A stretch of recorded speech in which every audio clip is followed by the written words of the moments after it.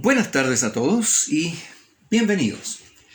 Hoy corresponde hacer la clase que ya anunciamos la semana pasada, que es a medias un homenaje y a medias una recordación de Humberto Maturana, profesor mío, maestro mío en algún momento de la vida, recientemente fallecido, y esto constituye no solo un homenaje, sino también un intento de explicar así, con peras y manzanas, su teoría, su aplicación a las relaciones humanas, al conocimiento y al lenguaje.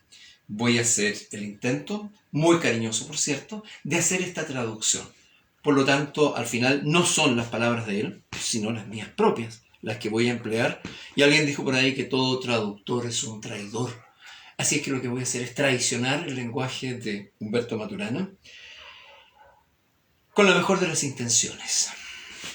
Debiera decir en rigor Humberto Maturana Romesín. En alguna conversación con él me señaló que su padre había sido extremadamente poco importante en su vida y que él prefería llamarse Romesín porque al ser conocido el apellido de su padre no guardaba ninguna importancia. Pero no lo decía por eso. Lo decía por su concepto de que haber sido criado directa y protectora y afectuosamente por su madre lo llevó a comprender las relaciones sociales en una perspectiva matrística. Y es probable que el tiempo hoy día nos dé para llegar incluso a esa parte de la explicación. Que ¿cuál es el sentido de una explicación así? Bueno, básicamente que todo tiene un origen, incluso la vida humana, por supuesto, y la vida sobre el planeta, y de eso vamos a hablar lo más prolijamente que podamos. Les cuento entonces. Voy a comenzar por qué es lo que Humberto Maturana Romesín quiso decir con su comprensión del conocimiento. Él partió por algo muy antiguo, materia enormemente importante para los... Siéntate allá, por favor. Materia enormemente importante para los que estudian biología, psicología, ingeniería, arte, en realidad para los que estudian, en realidad para todos. En realidad es materia importante en sí. Y el verdadero punto de eso es que él marcó un antes y un después en su comprensión de los sistemas vivos, del mismo modo como Charles Darwin lo marcó en el siglo XIX. Y necesitamos hacer ese salto, esa comparación. Porque cuando Humberto Maturana se propone explicarnos cuál fue el sentido para él del origen de la vida, no nos está contando una historia que ya conociéramos, sino que busca, tal como dije ahora, cuál es el sentido de ese origen de la vida, en qué dirección conduce, qué propósito parece tener la vida en sí misma al avanzar de esa manera. Palabra que a él no le gustaría. Él aseguraba que la vida no tiene propósito. ¿Saben por qué digo que él marca un antes y un después? Básicamente porque fue la primera teoría verdaderamente coherente que demostró que en biología se podía explicar detallada y prolijamente el origen de la vida sin tener la necesidad de explicaciones ulteriores o metafísicas. Dicho en concreto, que se podía explicar la evolución sin la asistencia divina. Y claro, eso lleva a un montón de rechazos de muchas de las instituciones formales, tal como le pasó a Darwin. Pero veamos de qué modo eso se va explicando y podría llegar a tener, nuevamente esta palabra es muy valiosa, sentido para nosotros. Puede estar de acuerdo o en desacuerdo. Lo que quiero explicar es cómo aquello se va dando como explicación de sí mismo. Por ejemplo, en el tema del origen de la vida, debiéramos pensar en Charles Darwin y su origen de las especies. Y allí comienzan las primeras traiciones del pensamiento que el propio Maturana después denunció y que entusiastamente reemplazó por otras nociones más amplias. Hay una distorsión histórica que siempre se ha hecho con respecto a la noción de selección. ¿Saben qué? No es cierto que haya selección natural. No es cierto, simplemente. La naturaleza no selecciona. Y no existe la hipótesis de que la selección natural es la supervivencia del más apto. El propio Darwin, al final de su obra, explicó claramente que la noción de selección la había empleado solo como una metáfora, que en realidad en la naturaleza nada se selecciona, solo vive o no vive. Y traducido de un modo más simple, Maturana dijo: no existe la selección del más apto, Solo hay la supervivencia de los aptos y nada más. Y la muerte de los no aptos. ¿Por qué, dice él? Porque en la vida no hay competencia. La competencia es esencialmente antisocial. Entonces, si la selección es la supervivencia ya no del más apto, y lo pongo así para borrarlo, sino exclusivamente de los aptos, entonces la vida no establece clasificaciones ni selecciones. Lo que hace es producir el contexto para que la propia vida se manifieste y se perfeccione desde dentro de sí misma. Vayamos a la parte histórica de esto, origen de la vida. Nuestro planeta tiene aproximadamente 3.800 millones de años. La vida, más bien, tiene 3.800 millones de años. Y los fósiles pueden hablar de eso. Pero la vida humana, así como se la conoce ahora, solo ha existido durante los últimos 3 millones de años. Es decir, 1/1000 de todo el recorrido de lo vivo en el planeta. Lo que significa en realidad que nuestra evolución ha sido escasísima. Es muy corto tiempo y muy pocas reproducciones alcanzan a producirse en esos 3 millones de años, aunque a usted les parezca mucho, para que haya cambios significativos. No obstante, lo primero que existen son, lo podemos llamar con la palabra más simple de todo, algo como una sopa, ¿ya? Oparina hablaba de un caldo primordial. Yo lo puedo traducir como una sopa. Una sopa de moléculas sometidas a una serie de bombardeos eléctricos, cambios térmicos, químicos, etc. Grandes presiones o grandes cambios de presiones y de temperaturas. Y esta llamada sopa primordial alguna vez llega en sus combinaciones a generar una primera organización de la materia que va a ser en realidad la base de lo que después termine por ser la materia viva. Todavía no es materia viva, pero a eso se lo llamó los aminoácidos. Y esos aminoácidos, sustancias infinitamente pequeñas y que entran en la composición más tarde de todo lo vivo, en realidad esos aminoácidos, que son los ácidos nucleicos, después, ¿no? Ácidos nucleicos, ribonucleicos, desoxirribonucleicos, etc., vienen a constituir, por así decirlo, la materia de lo vivo. La materia, tal como en etimología podríamos decir, materia es sinónimo de madre. Por lo tanto, es la madre de lo vivo. Pero no es solo eso. Eso es lo que permite reconocer la constitución de lo vivo. Es decir, cómo surge, cómo se empina, cómo se edifica, pero todavía no cómo se construye. Para construirse, hace falta que estos aminoácidos y estos ácidos se reúnan en materias mayores, y esas son las proteínas. Las proteínas vienen a ser la estructura de lo vivo, por así decirlo, la arquitectura, los ladrillos biológicos de lo que está vivo. Y esas proteínas, al construir esa materia de lo vivo, comienzan, por supuesto, a utilizar el espacio.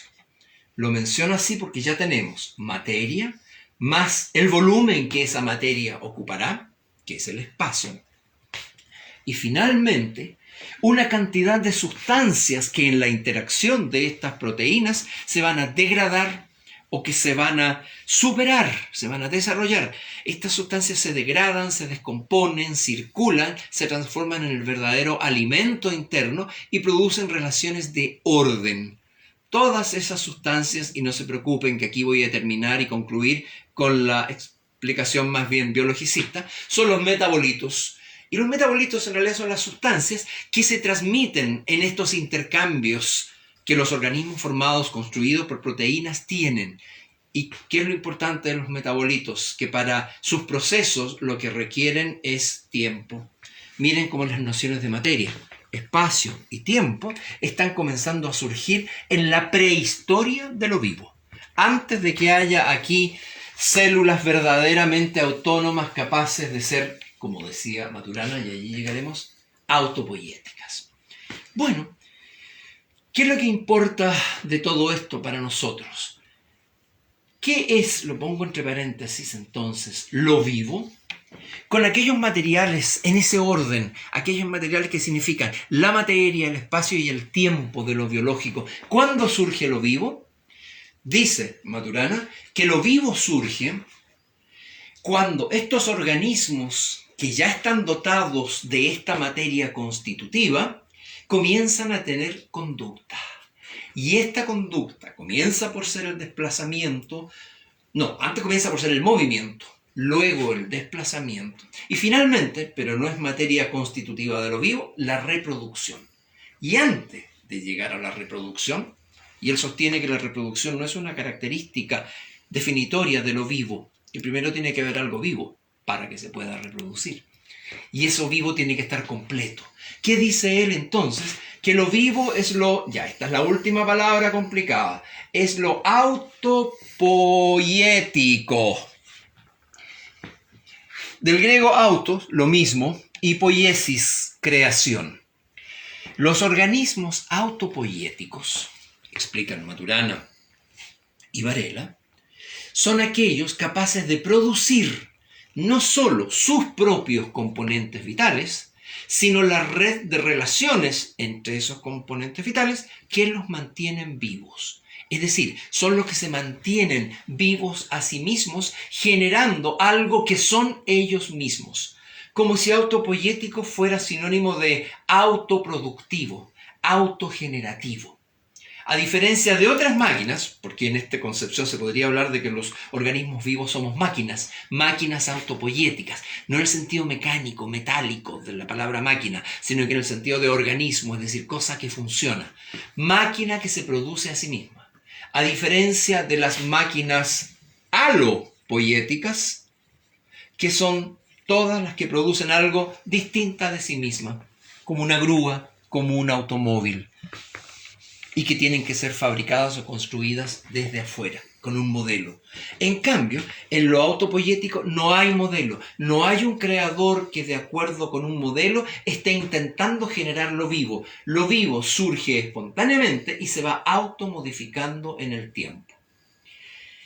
No es nada de trivial esta noción, porque vamos a dar un salto de 3 millones de años hasta llegar a nuestra época contemporánea. Vamos a ver cómo nosotros seguimos haciéndonos a nosotros mismos con varias formas de autopoiesis. Ya no solo la autopoiesis biológica que nos mantenga y perpetúe como vivos, sino la autopoiesis de otros productos nuestros que también perpetúan nuestra interacción.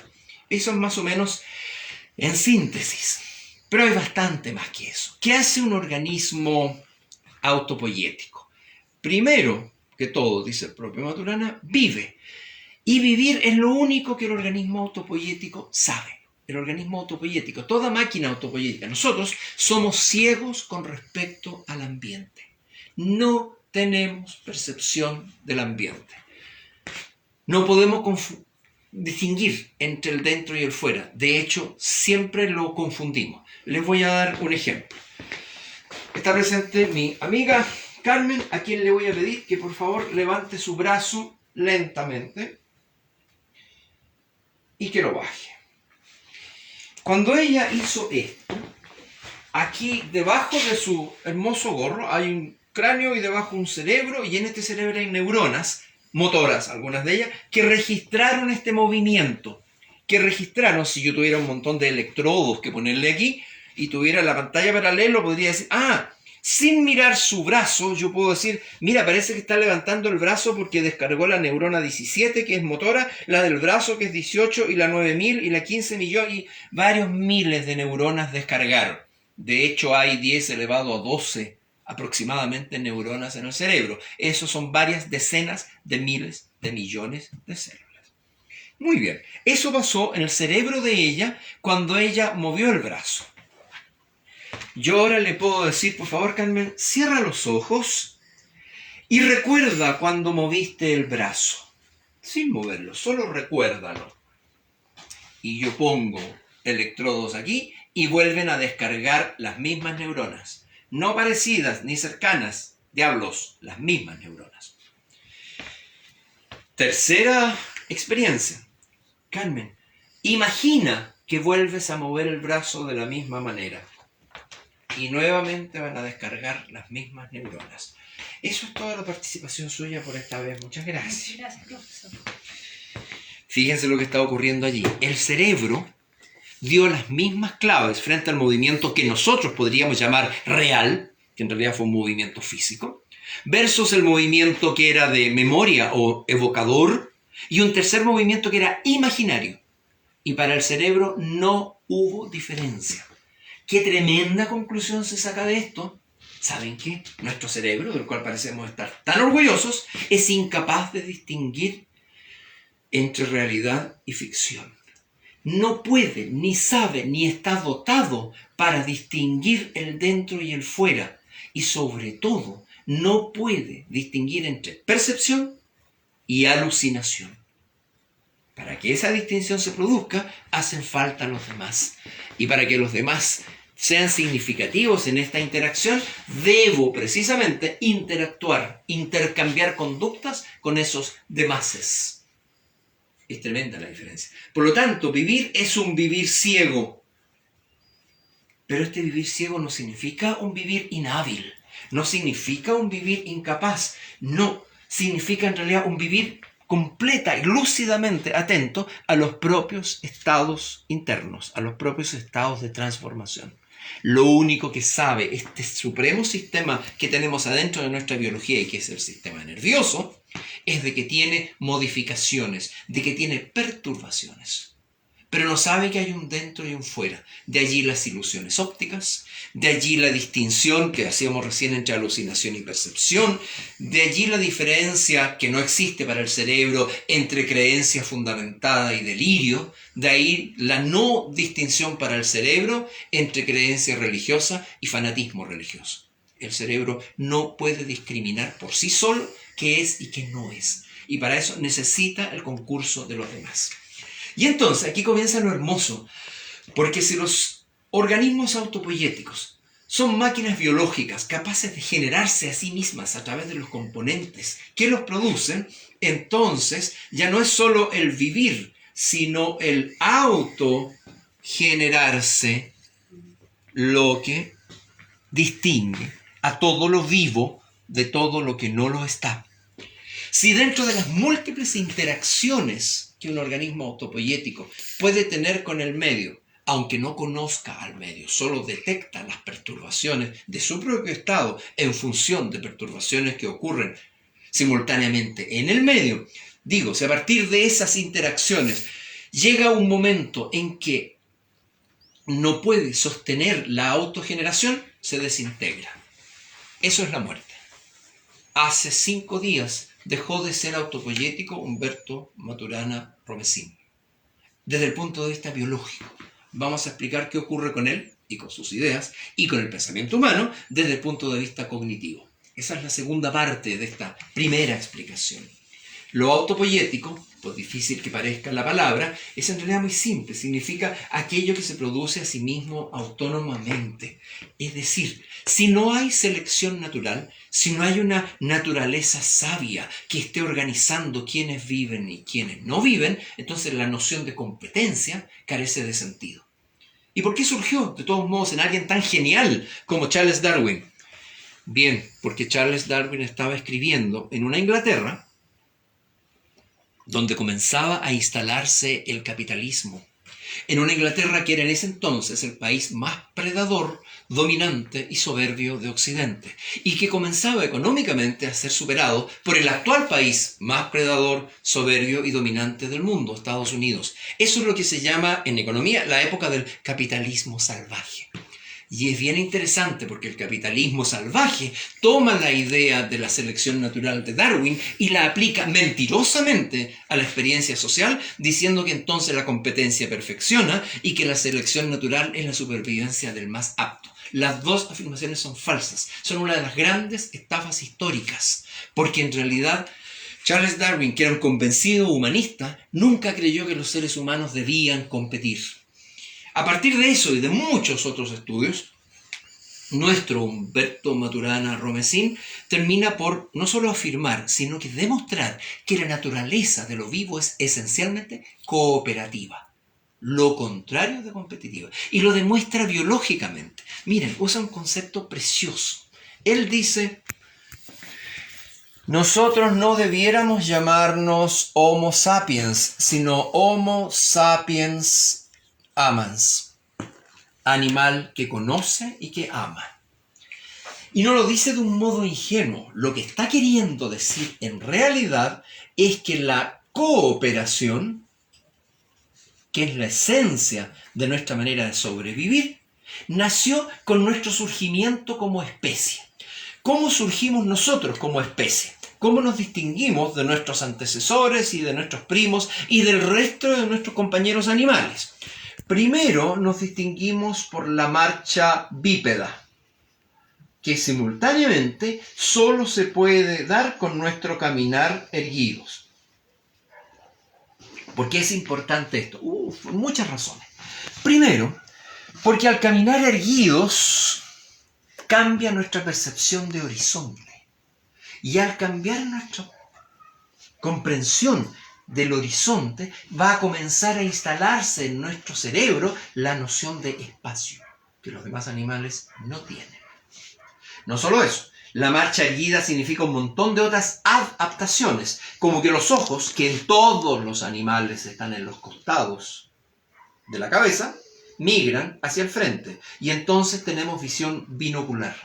Esta visión binocular, que significa visión de los dos ojos, pero no exactas, se complementan, pero no coinciden, es la que nos permite distinguir el delante, el detrás, nos permite distinguir la profundidad. Mire todo lo que va a terminar pasando en nuestra visión del mundo, o en nuestra comprensión de las cosas, a partir de estas modificaciones biológicas. Segundo, la marcha bípeda, lo principal que hace es liberar los brazos, nos deja brazos y manos sueltos. Y entonces, a diferencia de todos los otros animales conocidos, no necesitamos para alimentar a nuestras crías llevarles el alimento ya comido por nosotros y vomitarlo para que ellos lo coman, que es lo que hacen los lobos, los licaones y todos. No, nosotros no hacemos eso. Podemos acarrear el alimento en nuestras manos y llevarlo a la caverna.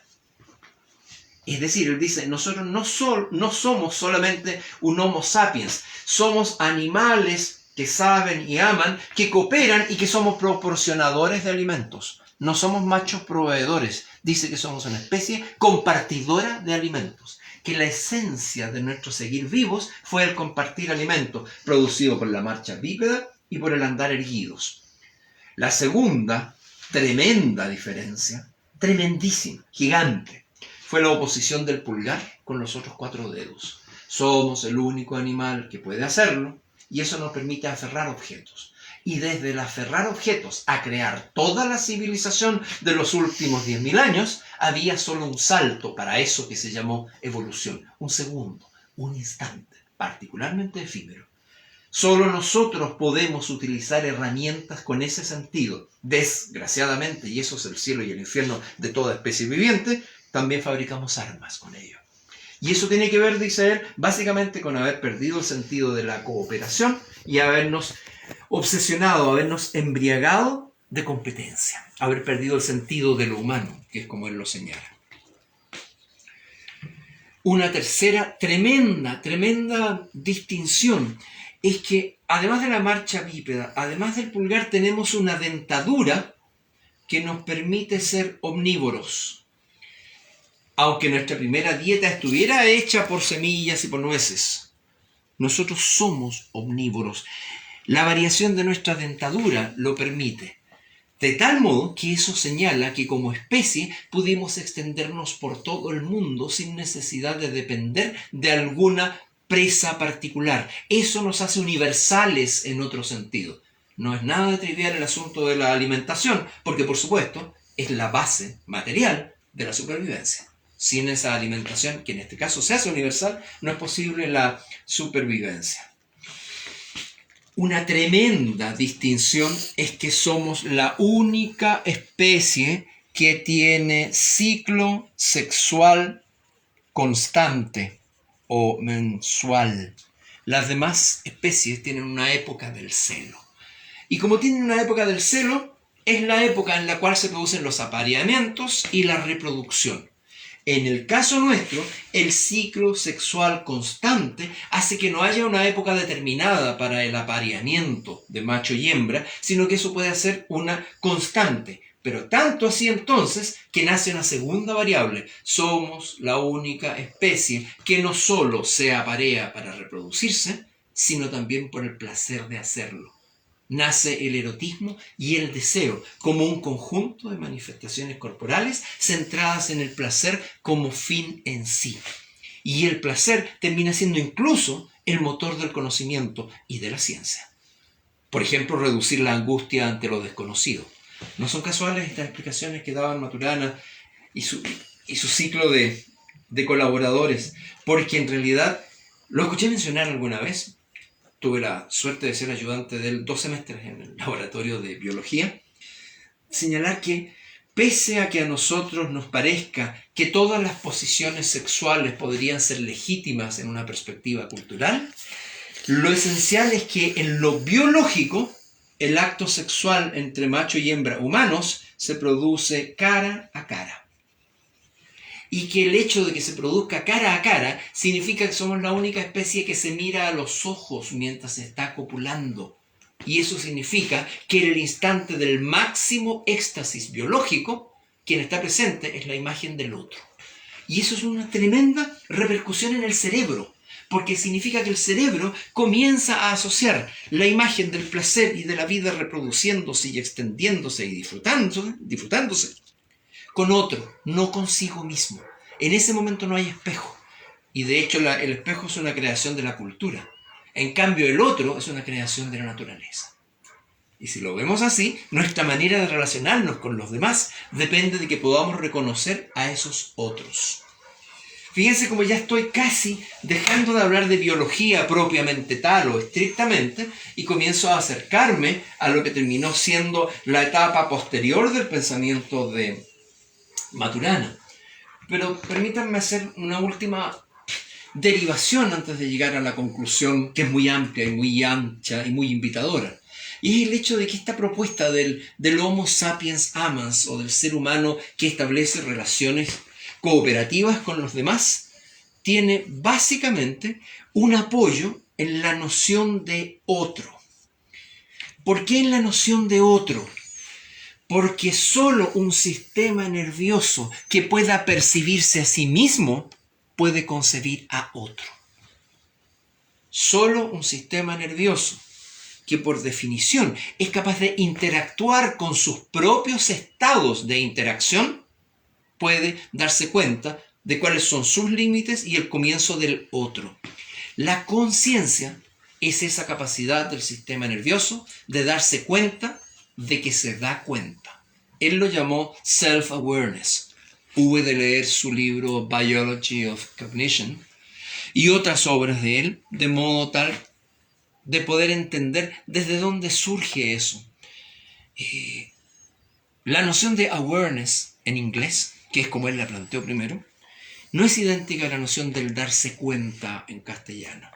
Es más que eso, es el percatarse, es el advertir aquello en lo que estás siendo, como si fuese un gerundio. Es la capacidad de estar alerta, de estar vigilante y de estar atento.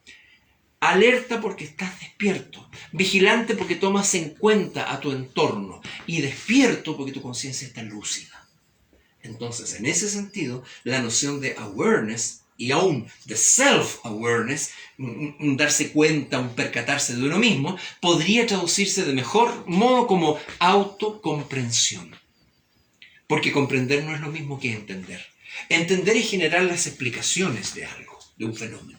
En cambio, comprender es captar el sentido de ese mismo algo. No es lo mismo encontrar el significado que encontrar el sentido. Encontrar el significado es dar con la equivalencia lingüística o de diccionario que un concepto tenga. En cambio, encontrar el sentido significa proyectar ese significado a la acción humana. Y al proyectarlo a la acción humana, dice el propio Maturana, nace el otro, que en realidad es un mí mismo proyectado. No en el sentido egoísta de que todo es reflejo de mí. No, es de que yo aprendo en mí a reconocer a otros, porque mi sistema nervioso sabe interactuar solo consigo mismo. Y en la medida que solo sabe interactuar consigo mismo, no por ello es egoísta o mezquino. Lo que es cerrado y ciego, como decíamos delante. Ciego, pero de una lucidez enorme, porque es capaz de captar todo lo que ocurre allá afuera. Y allá afuera, el elemento más significativo de ese allá afuera es el otro. Porque sus conductas son capaces de modificarme a mí. Y yo advierto mi capacidad de modificar al otro. A ese modificarse juntos, a esa especie de danza de intercambio de influencias, se lo llama conducta. Y se lo llama conducta comunicativa, en el sentido de común, porque establece una base común. Un nombre más elegante para esa misma conducta comunicativa es una que utiliza él: deriva estructural. Recuerden, por favor, que yo anuncié al comienzo de esta clase que iba a intentar explicar a Maturana con peras y manzanas. Por lo tanto, estoy de verdad haciendo una traducción que en algunos casos es bastante infiel. Esta deriva estructural debe ser una deriva estructural conjunta. Es decir, son su estructura y la mía las que derivan. Pero derivar no es lo mismo que navegar. Una embarcación que pierde su timón no naufraga, pero no puede escoger su rumbo. Eso es una deriva.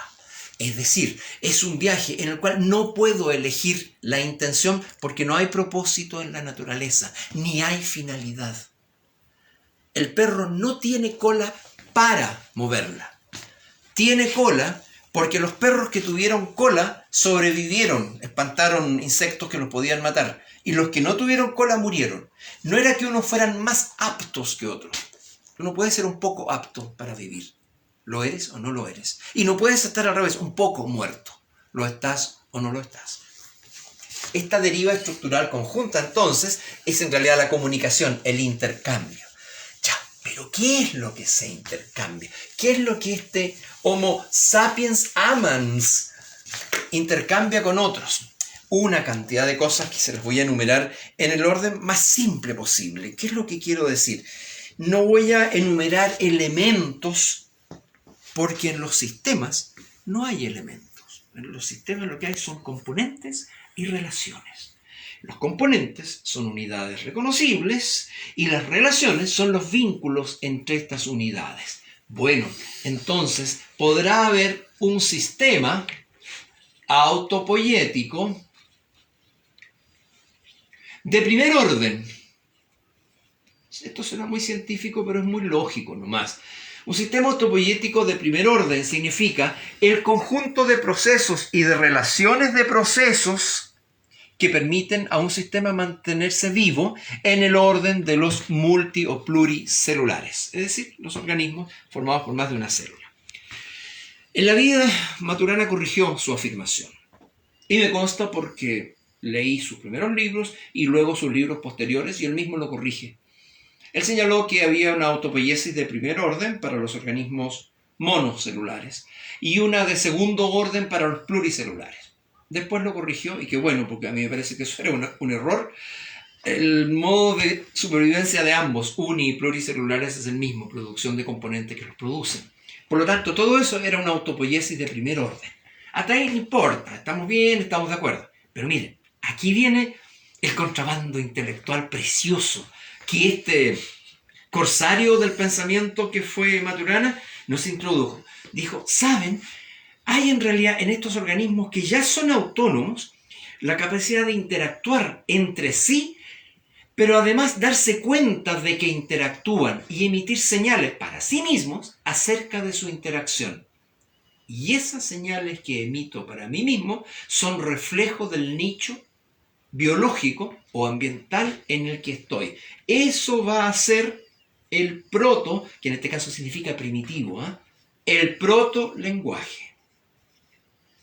Yo voy a dejar para otro día una clase entera acerca de cómo surge el lenguaje en lo humano y cómo la sociedad se estructura en torno al lenguaje y qué es lo que pasa para nosotros con la vida y la cultura y la ciencia y el conocimiento. Pero por ahora tenemos que decir que en realidad el protolenguaje es un sistema también. Es un sistema de señales que los organismos vivos de la especie Homo sapiens amans son capaces de producir para sí mismos, modificándose de modo tal que esas modificaciones suyas sean percibidas por el otro, que a su vez, al percibirlas, se modifica y produce otras señales dentro de ese mismo sistema. Ese intercambio, esa danza semiótica, o sea, ese baile de signos, es precisamente la prehistoria del lenguaje. Porque al final, ¿qué es lo que es el lenguaje? La repercusión en el sistema nervioso de la realidad que no existe, pero que a mí me impacta. Que no existe per se, pero que me impacta. Quiero decir, en algún momento arrojé una piedra para espantar a un predador y no tenía palabra para eso. Pero después pude gruñir al respecto. Y lo más probable es que mi gruñido fuera una imitación del gruñido del animal a quien alejé. Es decir, a lo mejor conseguí imitar el gruñido de un oso y que no se confundiera con el aullido de un lobo. Puede que haya podido imitar ambos sonidos, un gruñido y un aullido. Y de esa manera señalarle a mis congéneres si lo que estaba allí detrás de la colina es el peligro de un oso o el peligro de un lobo. ¿Se fijan que esa es una distinción de vida o de muerte? Porque lo más probable es que contra una manada de lobos no pudiéramos hacer nada y contra un oso aislado tal vez pudiéramos cazarlo y comerlo. Y uno entonces era alimento y el otro era amenaza, por decir algo. Y con el tiempo, estas mismas palabras, porque ya son palabras, ¿no? Aunque parezca un gruñido, ya es un gruñido imitativo. Esta parte la voy a repetir cuando en algún momento hable del lenguaje como surgimiento. Pero se dan cuenta que el primer lenguaje de todo ser humano sigue siendo imitativo, es decir, para decirlo más finamente, onomatopéyico. Nosotros todavía reproducimos el sonido de aquello que queremos nombrar. Siempre le decimos al niño, mire los pío pío. No le decimos, observa querido el ave que está instalada en la rama del árbol. Le decimos, mire los pío pío. Tenga cuidado con el guau guau. Mira, ahí viene un papú. Detrás de eso, lo que estamos haciendo es repetir una experiencia ancestral de que el primer lenguaje que nombra la realidad, lo que hace es imitarla. Y al imitarla, la recrea para el otro, para el sistema nervioso de aquel a quien me dirijo, es decir, con quien me quiero comunicar. Entonces, el sistema de señales se va haciendo cada vez más autónomo y finalmente adquiere un código, es decir, reglas de combinación de esas señales, que hoy día podríamos llamar una gramática o una sintaxis. Eso es un código de combinación de las palabras. Si las señales son palabras, el código es la gramática. Si las señales son signos corporales, el código podrá ser el lenguaje de sordomudos. Por ejemplo, si el código son banderas, si las señales son banderas, el código podrá ser el lenguaje de los marineros de un barco a otro cuando no hay comunicación por radio. En fin, este protolenguaje lo que va a permitir, y aquí ya entramos en lo que más le gustaba en sus últimas décadas a nuestro querido Maturana, es que este protolenguaje es en realidad el fundamento de la conciencia. Él dice, no hay conciencia sin observador. En realidad, conciencia es la repercusión en un observador de lo que él observa, de lo observado y de sí mismo. Bueno, diciéndolo aún más simple, dice, todo lo observado es observado por alguien. Si no existe ese alguien, no hay observación.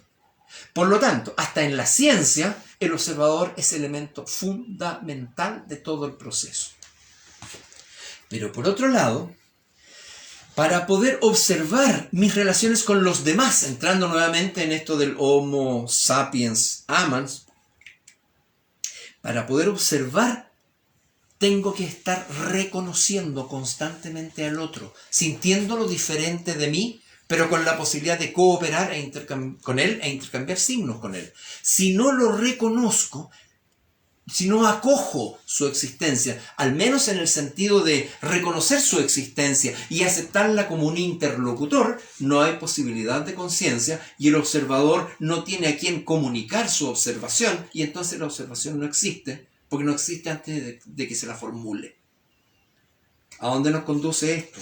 A que una conciencia con observador significa en realidad una capacidad de aceptar al otro. Y eso es para Maturana el fundamento de la tolerancia. La tolerancia, dice él, no es esta virtud filosófica de considerarse aceptador de otras ideas. Es mucho más amplio, dice. La tolerancia es en realidad la capacidad de acoger al otro como un legítimo otro en la convivencia. Esta es una de mis pocas discrepancias con Humberto Maturana. Yo creo que se quedó corto con el concepto de tolerancia, porque la tolerancia semánticamente, así como existe en el idioma, me parece incompleta. Muchas veces sentimos en la interacción con otros que la tolerancia es más bien la actitud hipócrita de simular aceptar a otro para que no me censuren, como lo haría un político contemporáneo, que entendió que tiene que jugar a ser democrático o al menos fingirlo, y entonces disimula su ser autoritario mediante una pseudo aceptación de mala gana del otro a quien continúa considerando como un inferior. Eso es parte del pensamiento autoritario, no solo en la política, también en la religión, en las tiranías y en varios ámbitos más. Creo que la tolerancia sigue siendo una forma de la soberbia. Es decir, te considero inferior, pero como soy moderno, soy tolerante y por lo tanto te doy el espacio para que expreses tus disparates. Después llegará el momento en que nuevamente mi verdad objetiva habrá de imponerse. Yo creo que más amplio que el concepto de tolerancia es el concepto de pluralismo. Porque así como en la tolerancia aguanto de mala gana lo distinto, en el pluralismo busco activamente la diferencia.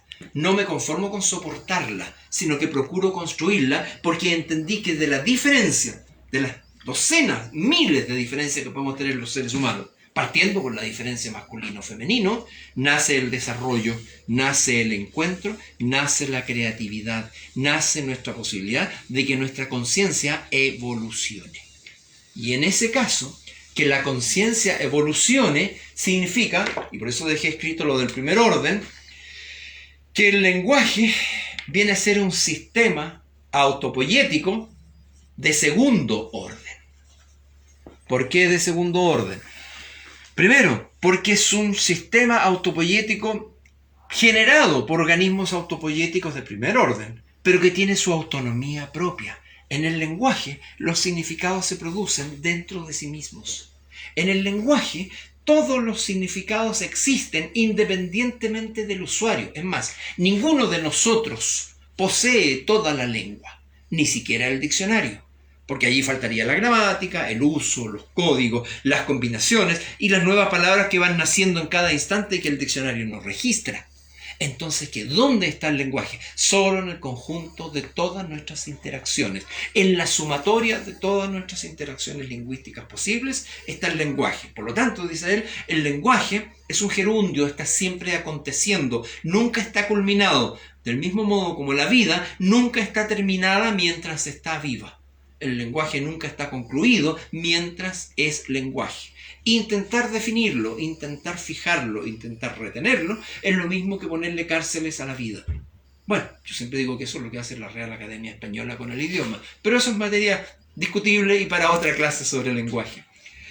Pero que haya sistemas autopoyéticos de segundo orden, a mí por lo menos, y aquí me salgo en un paréntesis de la hipótesis de Maturana, me lleva a suponer que la interacción de los elementos lingüísticos genera otros sistemas que vendrían a ser sistemas autopoyéticos de tercer orden, como la escultura, por ejemplo.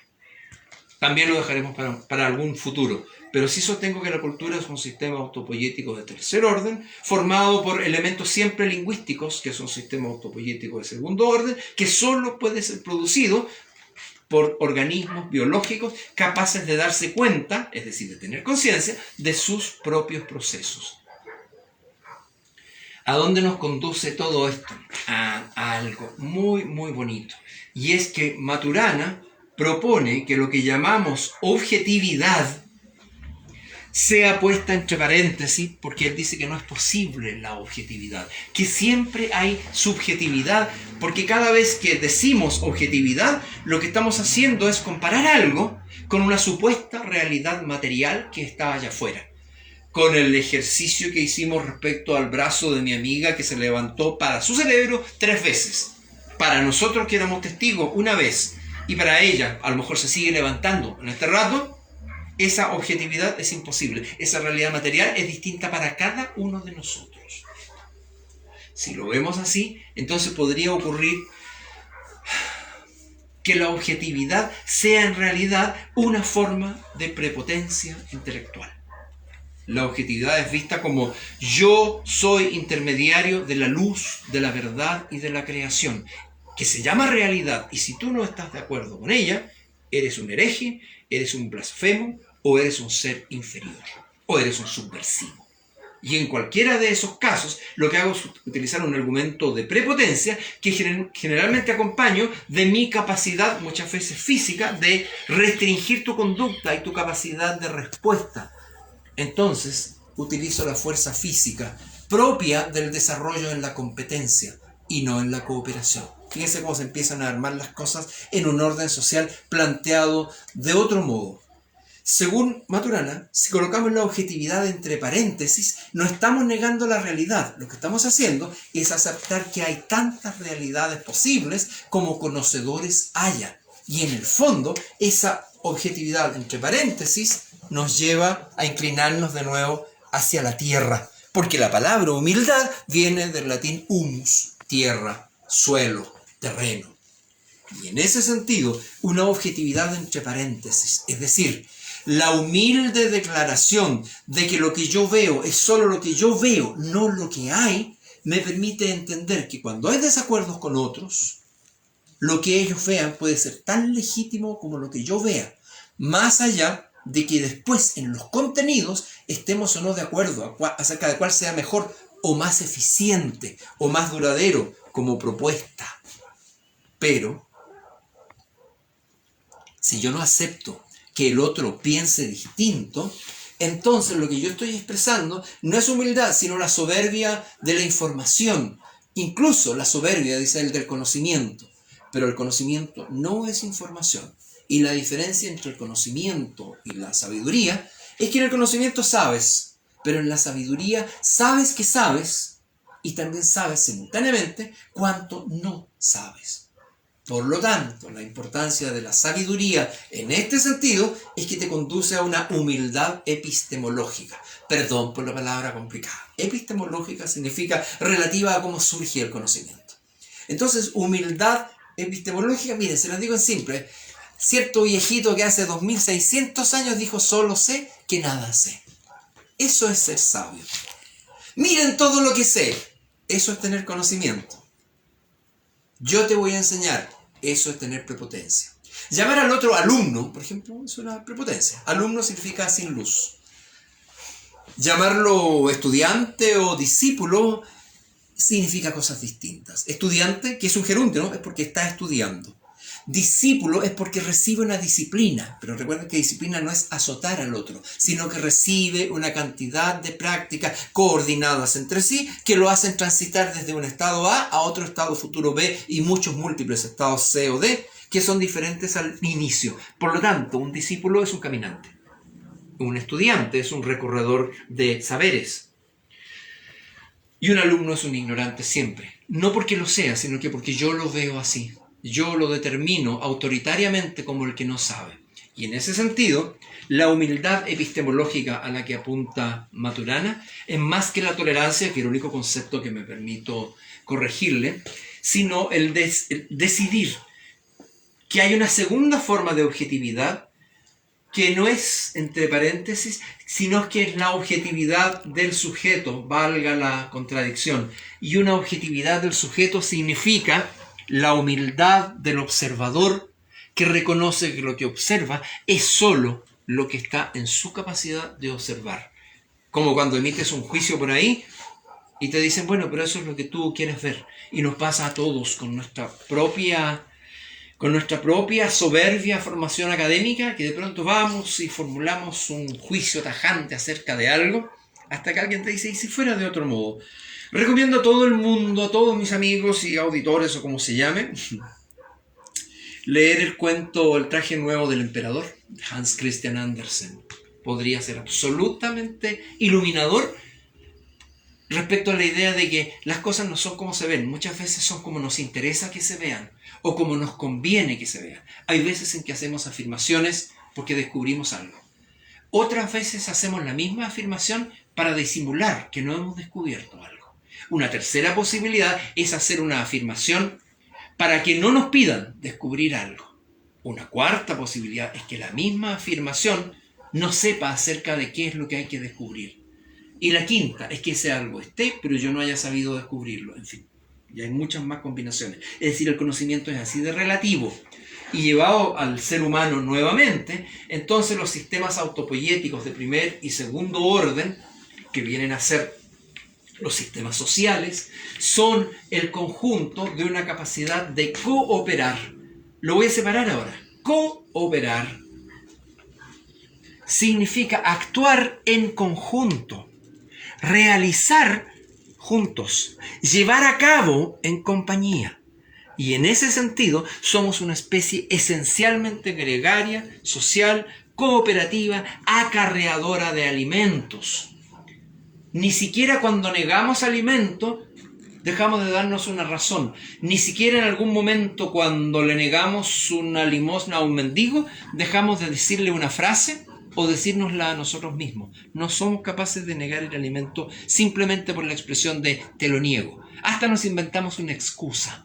Estoy atrasado, no tengo sencillo, no puedo, la próxima vez, ya acabo de dar, cantidad de cosas. Detrás de eso hay una esencia biológica que nos lleva a que en la tribu compartíamos. Y claro, por eso las culturas antiguas eran tribales. Pero cuidado, el pensamiento tribal no está muerto, solo está esperando que este edificio de ciencia, competencia, codicia y neoliberalismo se derrumbe desde sus propios cimientos. Y se va a derrumbar desde sus cimientos, no desde arriba. Es decir, no va a surgir algo más alto y que le compita. No, es que sus bases no son capaces de sostenerlo porque no está basado en la naturaleza humana, sino en contra de ella. No se apoya en lo que es la especie, sino a pesar de ella. Y sobre todo, si realmente en esta humildad de compartir el saber, lo que queda de nosotros no es nuestra existencia física, sino que nuestro sistema autopoyético de segundo orden, es decir, nuestros discursos, entonces la muerte física de Humberto Maturana la semana pasada es solo su desintegración como sistema biológico. Desde el punto de vista ideacional, ese maestro está más vivo que nunca. Muchas gracias.